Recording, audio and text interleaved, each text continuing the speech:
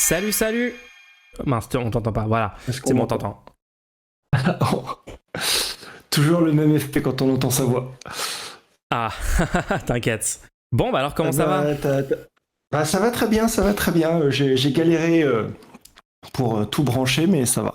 Trop bien, écoute, bah ta voix est Donc, suave et délicieuse. Je donc, pense que... donc, pour répondre à ta question, j'ai un micro cardioïde petit diaphragme sur une carte son Sound Device. Cool, bah écoute, si, en tout cas, il fonctionne très très bien. Bah merci. Bah écoute, on peut se lancer direct. T'as une demi-heure, c'est ça environ, devant toi? Ouais, j'ai 20-30 minutes, ouais. Ok, ça marche.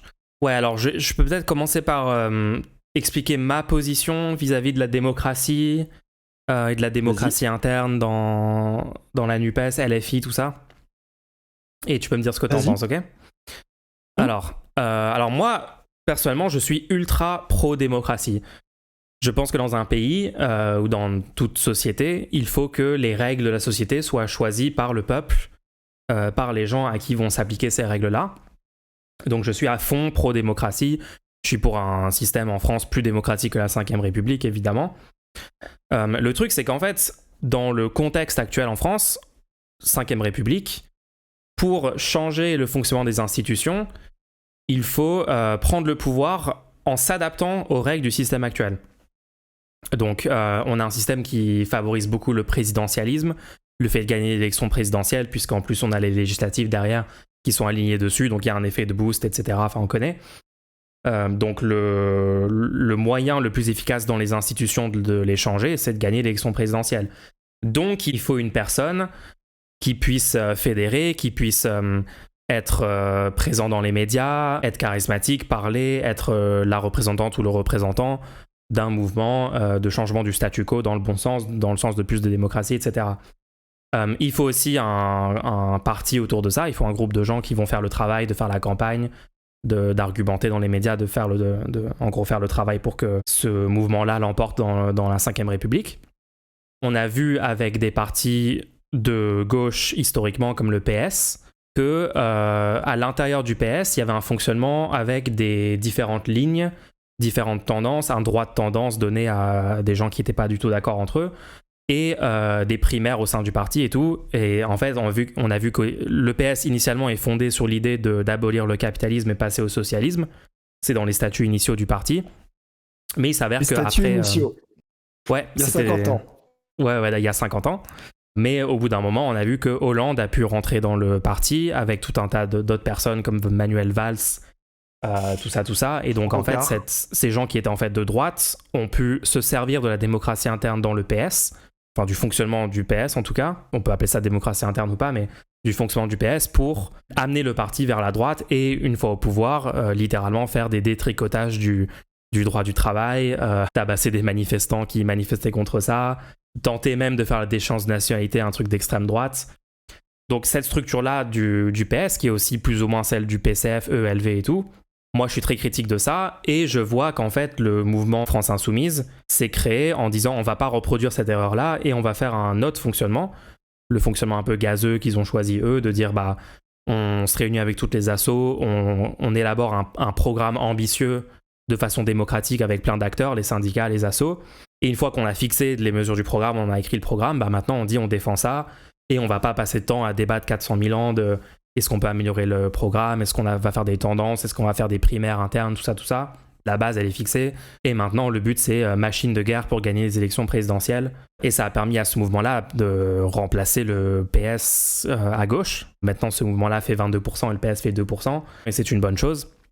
Et donc, ça semble être Oui, plutôt mais une non. bonne stratégie pour mettre la gauche de rupture au pouvoir. Oui, mais non. Là, tu prends une élection précise. Même en 2017, tu avais le vote utile. C'est pour ça que Hamon avait fait que 7% en 2017. Après, on y reviendra peut-être à 2017, mais 2022, sincèrement, si tu enlèves le vote utile, je pense que Mélenchon aurait fait le même résultat qu'en 2012, c'est-à-dire 12-14%. Mais tu as eu un gros vote utile parce que c'était le seul à gauche qui pouvait porter la gauche. Et alors Ça, Alors, tu peux pas dire aujourd'hui il fait 22%. Non, la France Insoumise ne fait pas 22%. Je comprends pas trop le point que tu essayes de faire. Non, c'était juste pour revenir sur le PS fait 2% et la France Insoumise fait 22%. C'est plus compliqué que ça. Ça, c'est factuel. Voilà. Mais bon, le sujet, c'est la démocratie interne. Vas-y, je te laisse finir. Si on veut changer le fonctionnement interne de cette organisation, moi je suis pas contre par principe. Par contre, il va me falloir des bons arguments et il va falloir me détailler un fonctionnement alternatif du fonctionnement actuel. Déjà, il faut bien connaître le fonctionnement actuel. Moi, je suis pas sûr de le connaître en vrai. Je suis pas LFI ou je connais pas trop comment il fonctionne. Hein. Mais si on a un argument pour le changer, il faut me présenter un autre modèle en détail sur comment ça fonctionnerait. Comment on pourrait éviter tous les écueils qu'ont mené le PS, ELV et le PCF de devenir de droite et de défendre des trucs réactionnaires et tout. Comment on évite ces trucs-là et pourquoi il faudrait l'implémenter et pourquoi il faudrait changer de fonctionnement aujourd'hui. Alors, moi j'ai quand même un parcours assez atypique parce que à la base j'ai été sympathisant du Parti Pirate pendant 10 ans. Donc le Parti Pirate c'est quand même la démocratie liquide. Donc c'est l'ultra-démocratie. Après, j'ai quitté... Le but, c'est de gagner l'élection présidentielle. Hein. Voilà. Mais ils ont de bonnes idées et ils peuvent... Et déjà, le Parti Pirate, ailleurs qu'en France, ils font quand même pas mal de bons résultats. Mais c'est plus facile de faire démocratie à 500 qu'à 48 millions, le nombre d'inscrits sur les listes électorales en France. C'est sûr que la démocratie liquide avec 48 millions, ça serait un peu plus compliqué. Parce que c'est l'ultra-démocratie. Là, on est dans un système de démocratie représentative. Donc, on élit des représentants, les députés, les sénateurs. Enfin, les sénateurs, on ne les élit pas. Donc, les députés. Et après, c'est eux qui vont porter notre voix. La démocratie liquide, c'est tu peux voter directement, tu peux voter pour un représentant. Le représentant, lui, peut revoter pour un autre représentant. Donc, c'est moins linéaire. Donc ouais, j'étais chez les Pirates. Je suis passé à la France Insoumise. D'accord. Toujours avec J'étais plutôt dans la mouvance Clémentine Autain. Donc on revenait à la demande de démocratie. Et autant quand les députés insoumis étaient moins de 20, mais assez pour faire un groupe, ils étaient assez soudés. Arrivé la NUPES, magnifique chose, je l'attendais depuis 2017 avec le virage, l'alliance Hamon-LFI qui aurait pu nous porter déjà au second tour dès 2017. On est d'accord. Potentiellement éviter tout ce qu'on a. On est d'accord. On l'a pas eu. À ce moment-là, ça m'avait un peu attristé. Je m'étais déjà un peu à délaisser un peu de la politique. Mais là, la NUPES, ça m'a fait revenir. Et là, j'ai fait... Ok. Ah, c'est bon. J'étais sympathisant insoumis. Donc là, je suis vraiment rentré dedans. Et oui, non, mais je m'égare un peu du sujet, mais je suivais la mouvance de Clémentine Autain. Dès février de l'année dernière, j'ai fait partie des 300 qui ont signé l'appel pour plus de démocratie interne parce que... C'est pas inintéressant, mais juste si on peut cadrer un peu sur pourquoi est-ce que tu penses... Enfin, est-ce que tu peux répondre à ma question, tu vois, sur le... Est-ce que du coup, tu as une proposition concrète de modèle alternatif et pourquoi on devrait l'implémenter? Le modèle alternatif... il aurait fallu mettre un peu plus de démocratie. Enfin, il faudrait mettre un peu plus de démocratie. Ça ressemble exactement, parce que tu proposes exactement ce que déjà fait le PS Déjà, moi, quand j'y étais, quel que soit le parti, tu auras toujours des mouvances. Plus le parti grossit, plus tu as des mouvances. Tu as la mouvance Ruffin, tu as la mouvance mélenchoniste. Tu proposes de faire comme le PS, avec les mouvances, avec les congrès, forcément, plus le mouvement parti grossira, plus ça se transforma comme un vrai gros parti de gouvernement. Est-ce que tu as un argument? Est-ce que j'ai un argument? Il y a quand même une défection de militants insoumis qui partent au fur et à mesure parce qu'ils ne se font pas entendre. Enfin, je ne sais pas, l'appel des 300, il était quand même fort. Et par 2 fois, Bompard, il l'a balayé d'un revers de la main. Ok, juste... Et tout ça, et en fait, je crois que, désolé, mais tu me donnes l'impression de quelqu'un qui défend de façon dogmatique la démocratie interne juste parce que tu aimes bien la démocratie par principe, mais tu n'arrives pas à comprendre que appliquer la démocratie dans une société tout entière, c'est totalement différent que d'appliquer une démocratie complète dans un parti qui veut une rupture avec le statu quo et qui veut être un parti de masse. Ça veut dire où tout le monde peut rentrer sans barrière à l'entrée, etc. Donc, il faut que tu, par exemple, explique-moi quel fonctionnement tu verrais. Donc, toi, tu dis il faut que le LFI actuellement, ça fonctionne comme le PS avec des primaires, des trucs. Tout le monde peut rentrer, tout le monde peut modifier. De base, tout le monde peut rentrer dans la France Insoumise. Tu crées un compte sur Action Populaire, tu crées un groupe d'action, hop, t'es à la France Insoumise. Ouais. T'as pas de cotisation, t'as pas de, enfin, tu payes rien. Oui, pour le coup, exactement. C'est comme McDonald's, c'est venez comme vous êtes. Et toi, tu voudrais changer ça ou pas? Ah non, mais c'est très bien. Moi, j'y suis plus à la France Insoumise, donc après. D'accord. Non, mais c'est très bien. Le sujet, c'est pas est-ce que toi t'y es ou pas. On est en train de débattre de qu'est-ce qu'on devrait faire. Donc. D'accord. Donc toi, tu veux qu'on puisse continuer, ça puisse continuer à être un truc gazeux où il n'y a pas de notion de prendre sa carte ou pas prendre sa carte. Tu peux, toi, juste adhérer, en faire partie. Je ne sais pas, parce que effectivement, le côté gazeux, c'est venez comme vous êtes. Enfin, ouais. Tout le monde peut rentrer. Effectivement. Moi, personnellement, je trouve que c'est une bonne stratégie pour gagner, mais. Oui, mais ça laisse la porte ouverte à tout le monde. Pour le coup, comme c'est dit. Et c'est une bonne chose, ça veut dire qu'un maximum de gens peuvent participer et donc on a plus de force pour faire gagner ce mouvement dans les élections et donc changer le monde. Oui, mais c'est la porte ouverte aussi aux droitards qui veulent un peu bazarder la chose. Donc comment ça marcherait? Comment ils pourraient bazarder la chose?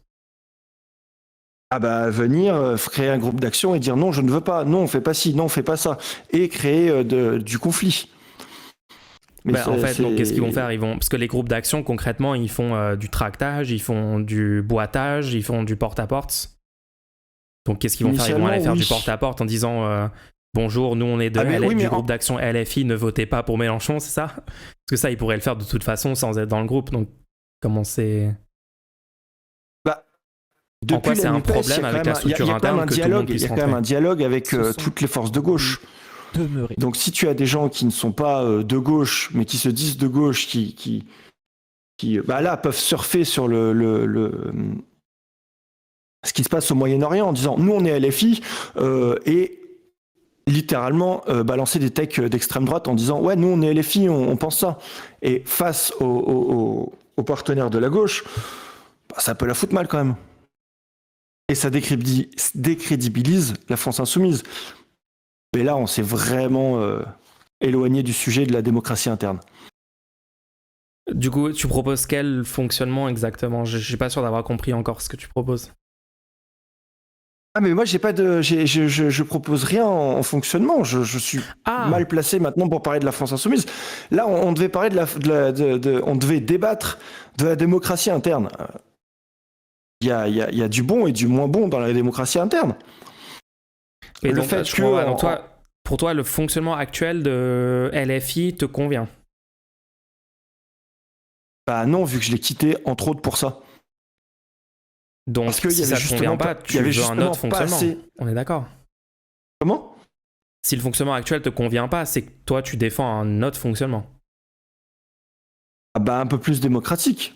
Quand tu as des militants quand tu dis démocratique, on est d'accord que c'est flou, d'accord? Est-ce qu'on peut juste... la démocratie... Est-ce qu'on peut juste dépasser l'étape 1 de dire il faut de la démocratie? Est-ce que tu peux me décrire? Est-ce que du coup, c'est comme le PS, du coup? N'importe qui peut rentrer, tu as des droits de tendance, donc Hollande peut arriver demain et prendre le pouvoir dans 3 ans dans LFI, avec ton fonctionnement. Oui ou non? Enfin, donne-moi un détail, à un moment, genre donne-moi un fonctionnement, comment ça marche? Eh ben alors quand ils voulaient renouveler le bureau en décembre 2022, oui, demander l'avis des militants, pour moi c'était primordial. Bah, les militants, ceux qui vont tracter, comme tu dis, ceux qui vont, ceux qui font les. Il y en a combien en France des gens qui sont des militants de groupes d'action insoumis qui vont tracter? Il y en a combien environ?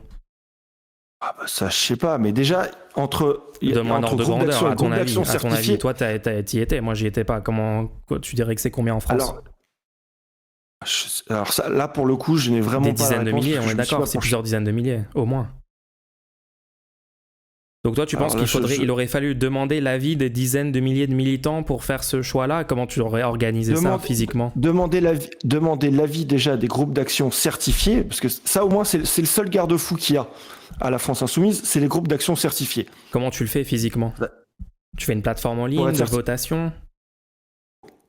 Ah oui, bah c'est ce qu'ils ont fait, oui. Et c'est quoi la question qui est posée à ces gens? Eh bah comme dans tous les autres partis, tu présentes, t'as des candidats. Tu peux pas me dire comme dans tous les autres partis, parce que tous les autres partis sont devenus de droite. Donc moi, tu vois, quand tu me dis il faut que ça fonctionne comme tous les autres partis, ça me rassure pas. Je me dis du coup c'est un bon argument pour ne pas changer le fonctionnement, tu vois, pour moi. Donc bon. Alors, est-ce que le NPA est de droite? Pourtant, il y a des élections. Le NPA, si tu veux rentrer dans le NPA et tu prends ta carte et tout, c'est pas un mouvement où tout le monde peut juste en faire partie. C'est un truc qui a des fortes barrières à l'entrée, quoi. Le NPA ne veut même pas gagner les élections, donc je vois même pas pourquoi on parle de ça. Bon, alors je te donne un autre exemple. Si tu veux rester que sur même des plus, mouvements, c'est vrai. Ils n'existent plus aujourd'hui. Ah si, t'as le NPA, le NPAB, le NPAC, le NPA, je suis truc muche. Ouais, ça a l'air de peut-être un bon fonctionnement pour gagner les élections présidentielles en tout cas. Alors si tu veux faire une comparaison avec un autre mouvement, voilà, qui est vraiment de droite, c'est Renaissance. T'as pas de cotisation à Renaissance, t'adhères pas à Renaissance, c'est un mouvement. Tu rentres comme tu veux, tu repars comme tu veux. Et ils ont gagné. Ah, la gauche aurait pu gagner en 2022. La gauche aurait pu gagner en 2017. Est-ce que tu vois que t'es littéralement en train de me... Genre tous les exemples où tu me dis il y a de la démocratie interne, c'est ça qu'il faut faire, ces partis ont perdu ou ont disparu ou ont fait 2%. Et les exemples où tu me dis en fait, regarde là ça fonctionne pas avec une démocratie interne mais c'est un truc gazeux, etc. C'est des exemples de gens qui ont gagné ou sont arrivés à 2 doigts de gagner. Mais si tu veux, on peut aussi aller sur quels sont les 3 candidats qui ont fait plus de 10%, plus de 20%. C'est les 3 candidats qui se sont autoproclamés. Oui. Ça veut pas dire que la démocratie, est-ce que ton but c'est de gagner l'élection présidentielle? Parce que peut-être on n'a pas le même but, tu vois. Peut-être que toi ton but c'est d'être dans une organisation, de pouvoir faire des débats en interne, de valider avec tes potes dans un truc. Moi mon but c'est qu'on change le monde, tu vois. D'arriver au pouvoir et de changer les institutions. Le but c'est d'arriver au pouvoir et de passer à la 6ème République. Et donc en quoi est-ce que transformer LFI pour pas que ça ait la structure actuelle mais que ça ait plutôt la structure du PS, ça augmente nos chances d'accomplir ce but? Moi, je veux pas que LFI gagne. Moi, je veux que la gauche gagne. C'est différent.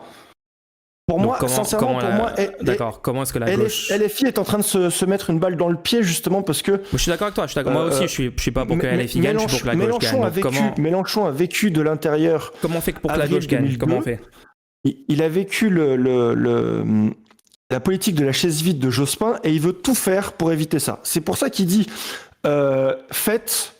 abattez la citadelle. Comment on fait pour que la gauche gagne? Faites mieux. Et il laisse le champ, mais il reste. Comment on fait pour que la gauche gagne?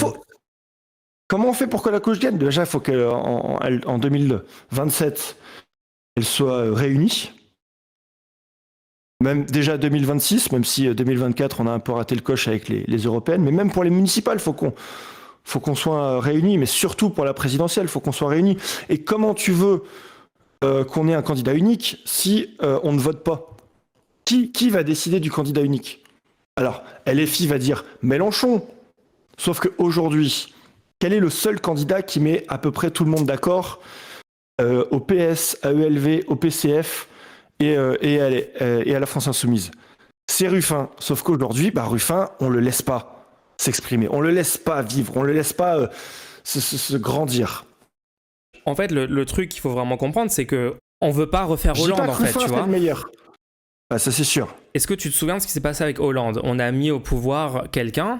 Ah mais je sais très bien, je regrette encore d'avoir voté Hollande en 2012. Qui se disait mon ennemi c'est la finance, etc. Et le fait que c'était en fait quelqu'un de droite et qui n'avait pas du tout l'intention, pas juste lui, évidemment tout le courant de droite du PS, le fait que ces gens-là ont gagné en ayant l'étiquette gauche dans l'esprit des gens, ça a fait que les gens se sont dit ah ok c'est ça la gauche. Et donc ça a littéralement détruit la gauche pour les 10 années ensuite. Je suis d'accord. Après, donc c'est en 2012, c'est un truc qu'il faut éviter à tout prix. Il faut à tout prix éviter le truc de mettre des traîtres en fait qui se disent de gauche pour être au pouvoir. Et donc en fait c'est pour ça que quand tu dis l'objectif c'est réunir la gauche, etc., ça dépend quelle personne, quel projet, etc. La gauche, je dis bien la gauche, il faut pouvoir faire confiance, il faut que les gens puissent faire confiance, il faut qu'on puisse savoir que c'est des gens qui ont des chances de quand même faire ce qu'ils prétendent vouloir faire. Quand ils disent la 6ème République, il faut qu'il y ait des chances qu'on l'obtienne réellement. Moi, je suis désolé, mais toutes les personnes de EELV, du PS, du PCF ont zéro crédibilité politique de gauche actuellement en France. Ah, je suis pas d'accord. Ce sont des partis qui ont empêché la gauche d'être au pouvoir en 2022, pour certains même en 2017. Non, parce que oui. D'accord, enfin moi je suis désolé, au bout d'un moment, des gens qui agissent semaine après semaine, mois après mois, année après année pour nuire à la gauche et pour tout faire pour empêcher la gauche d'être au pouvoir, au bout d'un moment on se pose des questions, tu vois, genre qu'est-ce qui se passe quoi?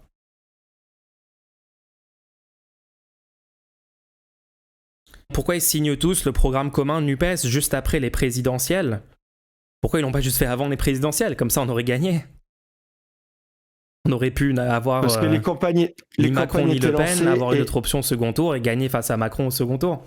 Je ne suis pas dans les autres partis, mais je pense qu'ils pensaient que... Ça veut rien dire. J'imagine qu'ils pensaient que le score de Mélenchon en 2017, c'était juste un hasard. Les sondages donnaient Mélenchon à 16% la dernière semaine. Il y a eu des mois et des mois avant le premier tour 2022 où les sondages donnaient Mélenchon largement en tête, et donc il n'y avait pas de doute comme quoi genre Roussel allait peut-être être au second tour, Jadot allait peut-être être au second tour, Hidalgo allait peut-être être au second tour. Non, tous ces scénarios, il y avait zéro plausibilité pour ça. Donc à ce moment-là, tous ces gens savaient très bien que s'il y avait une seule chance d'avoir la gauche au second tour, c'était Mélenchon, et ils ont maintenu leur candidature jusqu'au bout. Donc c'est même pas un truc de « Ah, mais ils pensaient peut-être que Mélenchon allait tout d'un coup faire 8%, très bien, il fait 8%, et donc les autres font pas plus. » C'est pour ça que tu as eu le vote utile et que Mélenchon est passé de 14 à 22%. Il n'y en a pas eu suffisamment, visiblement. Non. Mais les électeurs se sont rendus compte que le seul, parmi tout le choix en 2022, le seul qui sortait du lot et qui pouvait réussir, c'était Mélenchon. Et malgré ça, toutes les personnes de EELV, du PCF et du PS ont continué de faire campagne pour leur candidate ou leur candidat jusqu'au dernier jour en appelant à voter pour Jadot, pour Roussel, pour Hidalgo, ce qui a permis à Le Pen d'être au second tour. Tu pouvais pas dire au dernier moment « Ah bah finalement, votez pas pour notre candidat, votez pour l'autre. » Bien sûr que si, pourquoi pas. Il y en a d'ailleurs, il y a genre Elsa Faucillon, je crois, qui a fait ça. Il y a Ségolène Royal qui a appelé à voter Mélenchon. Il y a des gens, en fait, toutes les personnes sont libres de leur choix. C'est des humains, ils sont là, genre ils font ce qu'ils veulent de leur vie. Oui, mais en tant que parti politique avec un candidat désigné, tu ne peux pas dire au dernier moment, finalement, ne votez pas pour notre candidat, votez pour le voisin. C'est quoi leur but ? Est-ce que leur but, c'est la survie à tout prix de leur organisation, ou c'est d'empêcher Macron et Le Pen d'être au pouvoir ?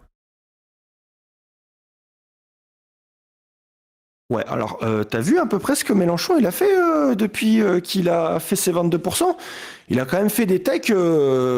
Pourquoi on change de sujet violemment ? Non, on change pas de sujet, c'est qu'au bout d'un moment... Bref, faut qu'on recadre un peu, parce que là, on est parti sur les autres partis, etc. Mais le sujet de discussion à la base, c'était... Comment on fait gagner la gauche ? Comment on fait gagner la gauche ? On était sur la démocratie interne et toi t'as dit mon but c'est pas de faire gagner LFI à tout prix, c'est de faire gagner la gauche. Comment on fait gagner la gauche ? C'est quoi ta stratégie que tu Comment on proposes, fait gagner la gauche ? Candidature unique en 2027. D'accord, donc imagine... Donc on est d'accord que là, tous les partis ont signé le même programme, le programme partagé de la NUPES en 2022 aux législatives.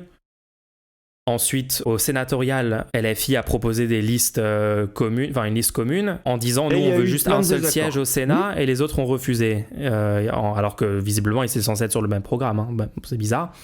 Ensuite, prochain truc, aux européennes, LFI propose une liste commune NUPES, en disant comme toi tu viens de le dire, venez, on a tous signé exactement le même programme, on s'est mis d'accord, on a débattu, on a passé des heures, machin, on a fait des compromis. Donc maintenant on se dit NUPES, donc on est un seul bloc politique. Pourquoi est-ce qu'on serait encore LFI, ELV, PS, PCF, blablabla. Donc LFI/NUPES arrive et dit bah venez, on fait une liste commune. Et en plus on donne la tête de liste à EELV. Alors que EELV fait 4% aux élections, LFI fait 22%, ça serait logique que LFI ait la tête de liste, hein, en termes de rapport politique, etc. Mais ils ont dit non, on donne la tête de liste à EELV. Et EELV a dit, on va pas faire une liste commune NUPES, on va partir tout seul dans ces élections. Et le PS aussi. Et le PCF aussi. Alors qu'ils ont tous Alors, signé le PCF, programme pour moi, commun le NUPES. PCF, Pourquoi ils font ça? ils ont fait une erreur parce que le PCF, ils n'ont pas de député européen et je pense pas qu'ils en aient. Ah bah à ce stade, le PS est élevé non plus, hein, mais bon. L'argument du PS, tête de liste Glucksmann, un anti-NUPES, et de LV, première force de gauche aux européennes, sur toute l'Europe. Mais le PCF a voté pour quitter la NUPES en fait. Alors, En fait, ce qui est fou, c'est que moi, quand j'observe le paysage, je vois un parti. Les députés communistes ont dit non, on quitte pas la NUPES. Moi, je vois un parti qui veut l'union. Moi, je vois un parti qui fait je vois un parti qui crée la NUPES de base, qui a littéralement obtenu cet accord historique.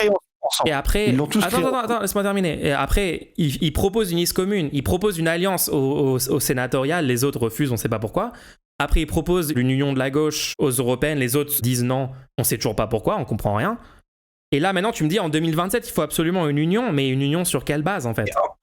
En 2027, mais de toute façon, sur le programme de la NUPES, mais ELV, le PS et PCF, apparemment, sont contre une union de la gauche. 2027, tu as deux courants.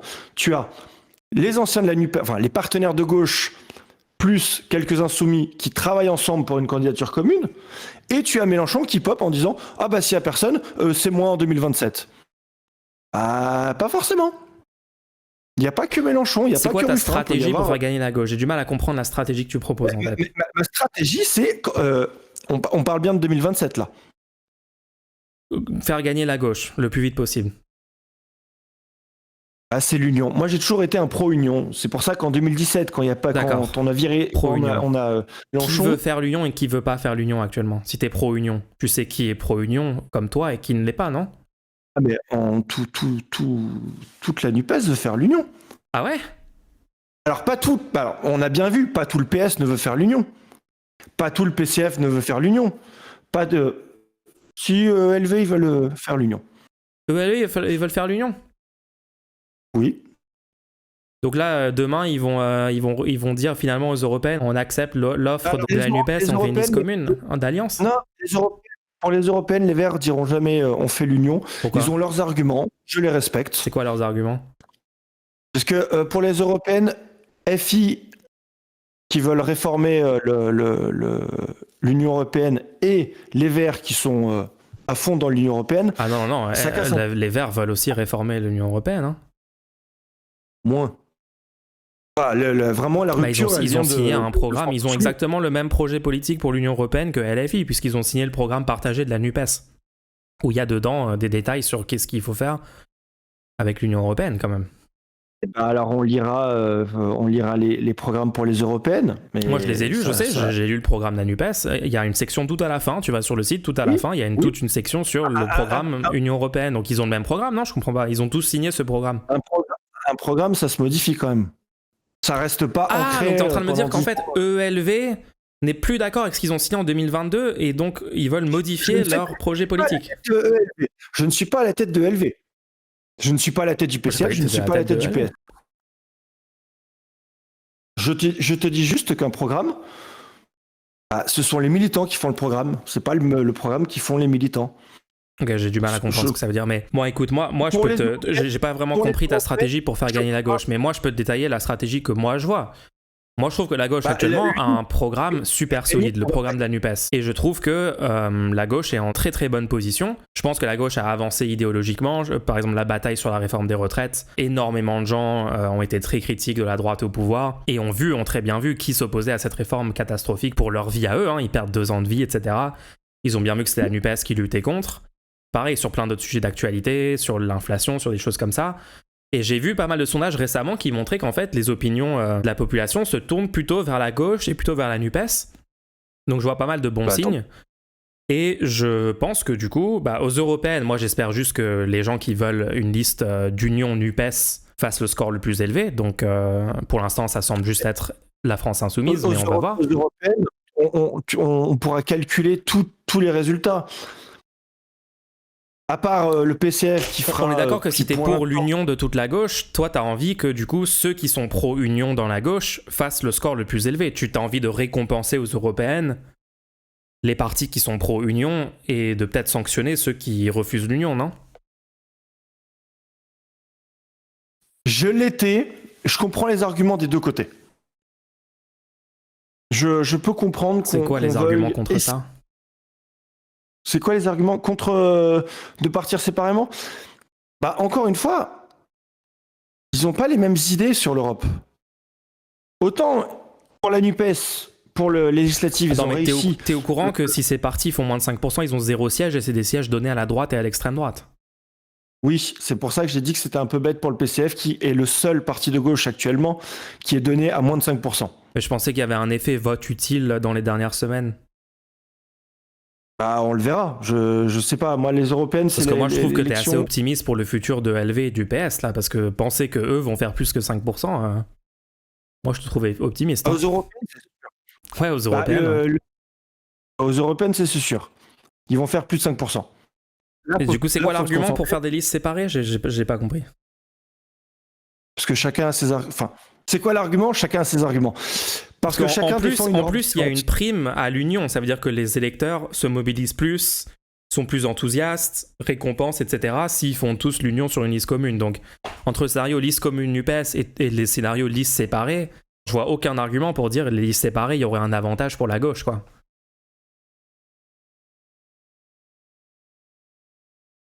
Bah, personnellement, avis personnel, j'ai pas envie d'avoir Glucksmann dans ma liste. Le Bah, mec, c'est moi, en fait, moi, je m'en fiche des personnes. Moi, je suis pas là pour défendre telle personne, tel ou tel parti. Je suis là pour les idées. Donc, si Glucksmann, il porte les mêmes idées que la gauche de rupture, bah, c'est justement ça. Non, bah non. Glucksmann ne porte pas les mêmes idées que la gauche de rupture. c'est bizarre. Pourquoi il est dans un parti qui a signé le programme NUPES, alors? Tu serais en train de me dire qu'en fait, en politique, il y a plein de carriéristes, il y a plein de gens qui avancent masqués, qui se disent de gauche alors qu'ils le sont pas, etc.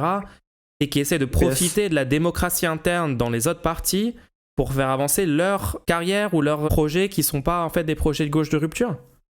Putain, c'est curieux. Du coup, il faudrait vraiment s'immuniser vis-à-vis de ces gens, en ne rendant surtout pas démocratique internement les partis. On est loin de la démocratie interne. Glucksmann n'est pas au PS. Il est soutenu par le PS, mais il n'est pas au PS. Je sais pas ce que ça veut dire, ça. Ouais. Eh ben, il n'a pas sa carte PS. Ah, désolé, Manon Bril n'est pas à la France Insoumise. Elle est soutenue par la... Alors, en tout cas, en 2019, elle n'était pas à la France Insoumise. Elle était soutenue par la France Insoumise, mais elle n'était pas à la France Insoumise. Attends, mais je pensais qu'il y avait de la démocratie interne au PS. Donc Glucksmann, du coup, il est choisi de façon démocratique par le PS, non? Parce qu'il y a une démocratie interne, non? Il n'est pas adhérent au PS. Jusqu'à preuve du contraire, il n'est pas adhérent au PS. Bah, le PS a l'air d'avoir un fonctionnement très étrange, en tout cas. Et toi, tu penses que LFI devrait avoir ce fonctionnement-là? Elle l'avait déjà avec Manon Aubry. Le PS parce que Glucksmann est à place publique. Le PS se retrouve dans place publique. Mais si le PS n'avait pas investi Glucksmann, il aurait fait moins de 5%, il n'aurait pas été député européen. Mais pourquoi le PS fait ça? On va leur demander. Peut-être qu'ils se sont dit, tiens, c'est celui qui nous représente le mieux, on est en 2019, on n'a pas de tête qui puisse gagner. Lui, il commence à être aimé, je ne sais pas. Il peut y avoir plein de raisons. Je vais recentrer un peu le débat parce que j'ai du mal à savoir dans quelle direction on est en train de se diriger là. Je t'ai demandé quels arguments t'avais pour défendre un système alternatif au système actuel dans LFI, j'en ai pas entendu de ta part. Je t'ai demandé comment tu proposes de faire gagner la gauche en France, j'ai pas vraiment entendu de plan ou de stratégie claire. Alors, gagner la gauche en France, à part l'union, mais visiblement t'as des gens qui veulent faire l'union, il y a des gens qui veulent pas, ou alors il y a des gens qui signent un programme et après qui le trahissent genre toutes les semaines pendant les 2 ans après leur signature. Je sais pas, comment on fait gagner la gauche là, comment on fait? Imagine en 2027, d'accord? Imagine en 2027, la NUPES, LFI NUPES, disons, ils disent bah nous on veut faire une campagne présidentielle sur le programme partagé de la NUPES. On veut faire campagne là-dessus, on veut gagner en France là-dessus, la NUPES veut gagner. Et là, t'as ELV qui lance une candidature séparée, ou alors t'as, je sais pas, un regroupement Hollande, Ruffin, Jean Massier qui veut faire une primaire ou un truc. Quand même, on voit venir à 400 000 km toutes les stratégies qui ont marché pour faire gagner la droite en 2022. Hein. Le truc des primaires, le truc de machin. La primaire et dans ce cadre-là, est-ce que toi tu vas dire oui, mais du coup, c'est pas bien si la NUPES présente un candidat sur le programme NUPES? On aurait pu avoir un candidat unique en 2022. Mélenchon a dit non. Comment ça, Mélenchon on aurait pu avoir un candidat unique avec la primaire populaire. On aurait pu. Juste Mélenchon qui a dit non, bah, tout le reste on dit non aussi. Mais si Mélenchon avait dit oui, venez, on fait la primaire populaire, je dis à tous mes sympathisants, tous mes militants, votez à la primaire populaire, c'est lui qui sortait, c'est lui qui gagnait. Et on avait une candidature unique. Toi, t'étais favorable à la primaire populaire en 2022 ? Ouais. D'accord. Alors juste pour rappeler ce que c'est la primaire populaire, parce que peut-être tout le monde a effacé ce traumatisme de leur cerveau. Donc la primaire populaire, c'était un truc lancé par la campagne de Taubira, des gens pro-Taubira. Comment est-ce qu'on sait ça ? Parce qu'en fait, quand tu regardes sur Wayback Machine, sur le site primaire populaire, tu vois initialement le nombre de soutiens reçus par chaque personne qu'ils ont présenté sur leur site comme étant les candidats potentiels pour 2022. Surprise, surprise, Taubira avait reçu un nombre complètement fou de soutiens, genre 50 000 soutiens ou un truc comme ça, alors que Mélenchon en avait genre 2000. Bref, on savait déjà très très bien que ce truc-là est lancé par des gens pro-Taubira, on sait pas trop... Taubira n'a pas eu les signatures. Attends, je termine, je récapitule un peu l'épisode primaire populaire pour les gens. Donc ce que proposait la primaire populaire, c'était de faire une votation complètement opaque où visiblement n'importe qui pouvait participer puisque c'était un vote en ligne. Apparemment, tout le monde pouvait participer, donc y compris la droite. Je veux dire, tous les gens de la campagne de Le Pen pouvaient se ramener et voter. Tous les macronistes pouvaient voter. D'accord, c'est un truc en ligne, tu fais un compte, tu votes. Donc déjà, il y avait des grosses suspicions. Moi, je peux comprendre que 0 candidat sérieux n'accepte ce processus, qui était en fait pas du tout une primaire. C'était pas du tout démocratique, c'était pas du tout une primaire. Si n'importe qui peut participer, tu peux avoir en fait 80% de gens de droite qui participent, et donc en quoi est-ce que t'as un truc qui favoriserait la gauche ou... Moi je comprends que personne accepte ça. Jadot a refusé la primaire populaire. Tu dis oui, c'est Mélenchon qui a refusé, etc. Jadot était complètement contre ça. Hidalgo a refusé aussi, Hidalgo était contre ça. Le mec qui a organisé ça, Samuel Grybowski, a été pris en flagrant délit sur un live en train de dire notre but c'est d'empêcher à ce que les candidats de gauche aient leurs 500 signatures. Notre but, c'est de pourrir l'image de la France insoumise, de pourrir l'image du PS, de LV, et de bloquer... Ils sont allés voir des élus, ils sont allés voir des maires pour essayer d'empêcher la gauche d'avoir des signatures. Ils ont avoué que leur but, c'était de nuire à l'image de la gauche tant qu'ils n'acceptaient pas leurs conditions ou je ne sais quoi. Et ça, donc à partir de là, quand il y avait ce propos public-là, le mec a perdu toute crédibilité, la primaire populaire était finie. Mais ils sont quand même allés jusqu'au bout de leur processus. Et surprise, surprise, dans leur votation citoyenne, c'est Taubira qui a gagné. Ils ont dit nous on apporte notre soutien à quelqu'un et en fait Mélenchon finalement fait 22%. Donc visiblement les gens de gauche ont beaucoup plus voulu Mélenchon que les autres. Mais trop bizarre en fait dans la primaire populaire, c'est pas Mélenchon qui l'emporte, c'est pas Jadot, c'est pas Roussel, c'est pas des gens qui ont techniquement reçu des votes au final dans les élections de la part de gens de gauche. Non, c'est Taubira. Taubira qui n'a même pas eu ses signatures au final. Taubira qui arrive en première position, Jadot qui arrive en deuxième, Mélenchon qui arrive en troisième position. Mais dans quel monde Taubira arrive devant ces gens ? Enfin, le biais était évident, c'est des gens... En plus, techniquement, on sait même pas qui a voté, genre c'est une plateforme en ligne. Si t'as 2-3 connaissances de base en informatique, tu sais très bien qu'il y a aucune vérifiabilité de ce résultat. Comment on sait qu'en effet, il y a plus de gens qui ont voté Taubira que Mélenchon sur cette plateforme ? Est-ce que toi, tu le sais ? C'était au consentement. Laisse-moi finir parce que là je vois. Est-ce que tu peux me le démontrer ? Est-ce que tu as accès à une. Tu vois, c'est pas des urnes transparentes leur truc, c'est un serveur. C'est un serveur. Taubira est arrivé en première position. Je suis d'accord. Mais comment tu sais ça ? C'est ce qu'ils ont annoncé. Taubira n'a pas eu ces 500 signatures. Parce qu'ils ont annoncé, donc il faut faire confiance à ces gens. D'accord. Je t'ai dit que l'idée de base était bonne, c'est la finalité qui... Il faut faire confiance à des gens qui ont admis publiquement que leur but c'était d'empêcher la gauche d'avoir leurs 500 signatures et d'empêcher Mélenchon de pouvoir se présenter aux élections. Ils défendaient mal, très mal, leur primaire populaire. Pas Hidalgo. Taubira a eu n'a pas eu... C'était ni une primaire ni populaire. Au final, la primaire populaire, elle a soutenu qui ? Elle a soutenu Mélenchon à la fin. Oui. Le seul moment où ils ont été utiles à la gauche. Ils ont dit on va soutenir Mélenchon. Bon, je vois que le temps file, il me reste 5 minutes pour me préparer, je vais devoir te laisser. Ok, mais t'as pas... Est-ce qu'on peut conclure sur le truc ? Donc, toi, tu proposes quoi pour que la gauche gagne en fait en 2027 ? Tu dis l'union, mais genre, si les partis veulent pas faire une union sur le programme NUPES. La NUPES, c'est merveilleux ce qui s'est passé. Comme l'a dit Jospin, ça s'est fait au forceps en 3 semaines. Non mais là tu répètes des éléments de langage que j'ai entendus de plein de gens, mais genre concrètement ça veut rien dire, le truc de ça s'est fait en 3 semaines, qu'est-ce qu'on s'en branle ? Pas le sujet en fait. On va trouver un candidat et dans 3 ans on va gagner. Et on aura un candidat unique. on va refaire les législatives avec un candidat de gauche unique dans chaque circo et on va gagner. C'est comme Écoute, ça. moi, je suis d'accord avec toi là-dessus. Hein. Moi, je suis d'accord avec toi là-dessus. Je pense que si on fait le travail, si on est stratégique et tout, on gagne en 2027. Mais j'ai pas compris c'est quoi tes désaccords vraiment sur la démocratie interne LFI. Et en fait, je pense que t'es juste d'accord avec moi finalement. Plus ou moins. Juste qu'il n'y a pas. Non, alors je suis d'accord pour le candidat unique, je suis d'accord pour la stratégie pour 2027. Concernant la démocratie interne, il y a un moment, tu adhères à un parti ou un mouvement, tu as le droit de décider quelle mouvance te représente le plus. Moi, je suis pas pour une 6ème République, donc je vais à LFI et j'ai le droit de décider d'enlever la 6ème République. La 6ème République, c'est quand même un pilier de l'avenir en commun. Bah ouais, donc en fait, qu'est-ce que tu veux modifier? Parce que moi, ce que je considère comme pilier, c'est genre tout le programme, non?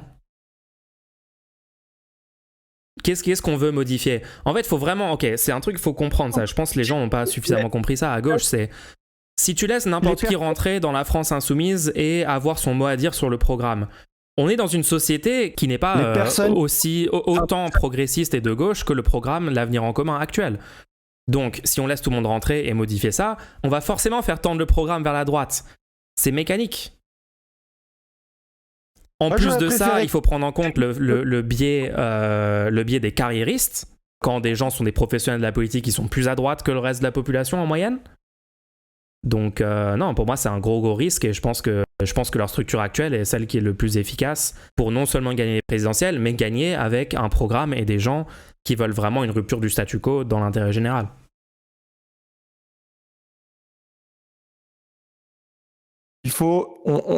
Il aurait fallu qu'on puisse choisir qui portait le programme. Un programme, ça se change au fur et à mesure, c'est normal. Mais qui porte le programme? Aujourd'hui, tu as Manu Bompard, aucun charisme, le charisme d'une huître. Bon, ça donne pas envie. T'as Mélenchon, c'est pas un hargneux, mais il y a des moments, il faudrait quand même qu'il se taise. En fait, je pense qu'il faut mettre moins d'importance sur les personnes. Mais c'est quand même les personnes qui portent. Oui, je suis d'accord. Mais le problème, c'est qu'aujourd'hui, t'as beaucoup. Mais Macron a quand même été élu avec 0 ligne de programme. Donc il faut essayer de contenter tout le monde. Mélenchon a fait 22%. À Autun, ça va un peu plus. Toutes les autres candidatures de gauche ont fait moins de 4%. Ils ont fait 4, 3, 2, 1%. Mélenchon a fait 22%. Enfin, je sais pas, il faut peut-être pas que tu prennes juste ton biais personnel sur la personne et que tu... Moi, je sais pas qui sera la candidate ou le candidat NUPES en 2027. Et de toute façon, je pense qu'on devrait passer 0 temps à discuter de ça parce que notre but là, c'est plutôt de passer notre énergie à convaincre les gens sur le fond politique. Et quand ils seront convaincus sur le fond politique, ils prendront une bonne décision dans l'élection présidentielle parce qu'ils mettront en avant ce qu'ils pensent être bon pour améliorer leur vie et leur pays, etc. Plus que les personnes ou le soi-disant charisme, etc. Tout ça, on s'en fout un peu. Ça compte, hein, mais je veux dire, si les gens sont... Moi, peu importe qui ça sera, je vais aller voter, je vais aller militer pour la personne la plus à gauche qui a des chances de gagner, peu importe ce que je pense personnellement de l'individu. Et donc, c'est ça qu'il faut faire comme travail. On n'aura pas le pouvoir sur la candidate ou le candidat choisi par la NUPES. C'est eux qui vont le décider. Mais ça, c'est pour dans 3 ans, d'accord? C'est pas le sujet actuellement. Si. Faut pas s'y prendre au dernier moment. Là, le seul qui sort du lot, la seule qui sort du lot, pour moi, c'est Ruffin. Mais ça veut rien dire. En 3 ans, quelqu'un... Après, le problème, Ruffin, il y a des trucs bizarres quand même dernièrement. Ça veut dire que dernièrement, il a dit que il fallait pas lutter contre la réforme RSA parce que de toute façon, tout le monde connaît quelqu'un qui en effet est assisté, etc. C'était très, très bizarre de valider cette position de droite politiquement. Il a dit que sur le genre, le fait que c'était impopulaire de défendre la liberté de genre, ça veut dire qu'il fallait renoncer à défendre ça publiquement. Donc il semble être déjà dans un truc où il fait des concessions à la droite idéologiquement et sur ce projet politique. Et alors on prendra quelqu'un d'autre. On a 3 ans pour voir toutes les têtes qui sortent et les arroser. En tout cas, merci d'être venu discuter, c'était intéressant. Merci à toi. Et peut-être qu'on pourra, on pourra peut-être se refaire un truc si jamais tu as encore des points que tu vas aborder. Ouais. Avec plaisir. Trop cool. Merci beaucoup. Bonne soirée à toi. Je t'aime. Moi aussi. Alors, Mul, je t'ai convaincu? Désolé les gens, en fait je suis dans une quête qui dure depuis je sais pas combien d'années maintenant. Je suis à la recherche d'un seul bon argument pour la démocratie interne à LFI. Genre, c'est. J'ai parlé avec combien de gens de ce truc? Filoche. Je débat avec un pro primaire. Oui, il était pour la primaire populaire. Aïe, aïe, aïe. Il a fait le sophisme de la solution parfaite. La conclusion, ça a juste été oui, il faut choisir un candidat, il n'y en a aucun de bien. En fait, vous avez un sous-ensemble des gens, entre guillemets, de gauche, qui passent tout leur temps et leur énergie à genre faire la course des petits chevaux, mais genre 3 ans, même genre ils étaient là à faire déjà ce débat-là. Le jour d'après le premier tour 2022, ils étaient déjà sur qui sera le candidat ou la candidate 2027, ça sera qui, il faut une bonne personne, machin. On dirait que ça, c'est genre 1000 fois plus prioritaire que le fond politique, tu vois, convaincre des gens, faire du porte-à-porte, tracter. Oui, dès 2017, oui, non, t'as raison, dès 2017. French Touch, c'est le gaslight des médias. Ouais, malheureusement, t'as raison, ouais. Ouais, malheureusement, les médias mainstream sont hyper influents, même sur des gens qui se disent de gauche. Ils laissent les médias mainstream leur dicter tous les sujets d'intérêt, où doit être leur focus dans leur vie politique. Lisez Libé, ouais.